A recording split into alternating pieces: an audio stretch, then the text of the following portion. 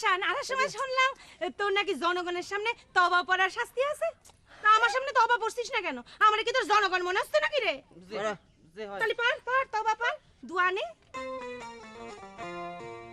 আস্তাগফিরুল্লাহ রাব্বি মিন কুল্লি জামবি ওয়া তুবি ইলাইহি লা হাওলা ওয়ালা কুওয়াতা ইল্লা বিল্লাহি আলিয়্যুল আযীম।